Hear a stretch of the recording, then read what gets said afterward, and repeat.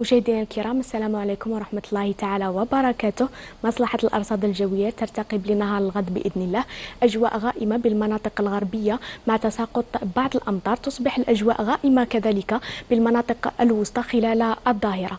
أما المناطق الشرقية ستشهد أجواء مشمسة عموما بعد تلاشي سحب سفلى وضباب خلال الصبيحة.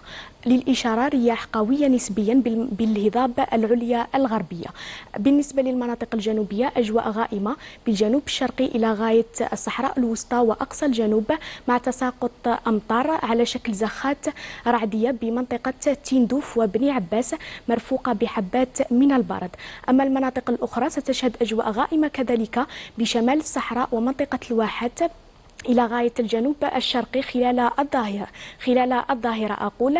للإشارة رياح قوية بأقصى الجنوب إلى غاية منطقة الهجار والتصيلي مرفوقة بزوابع رملية. ننتقل لدرجات الحرارة الدنيا لليلة اليوم: 3 درجات بتيارت والبيض، 0 درجة بكل من سطيف قسنطينة الجلفة وكذلك باتنا.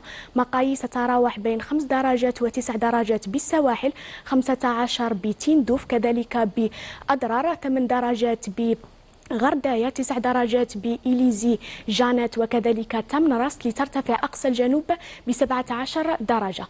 درجات الحرارة القصوى لظاهرة الغد إن شاء الله: 14 بالبيض، 19 بقسنطينة سطيف وكذلك الجلفة. مقاييس تتراوح بين 20 و25 بالسواحل، 20 درجة بتندوف، 28 بأضرار، 26 بإن صالح. لترتفع أقصى الجنوب ب32 درجة. للملاحة والصيد البحري مصلحة الأرصاد الجوية ترتقب بحر قليل اضطراب إلى مضطرب بالسواحل الشرقية. رياح تكون معتدلة تصل إلى 40 كم في الساعة بالسواحل الغربية والشرقية.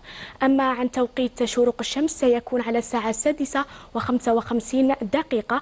أما الغروب على الساعة 6:58. نصل لنهاية النشرة الجوية لنهار اليوم. شكرا على حسن المتابعة وصحة فطوركم.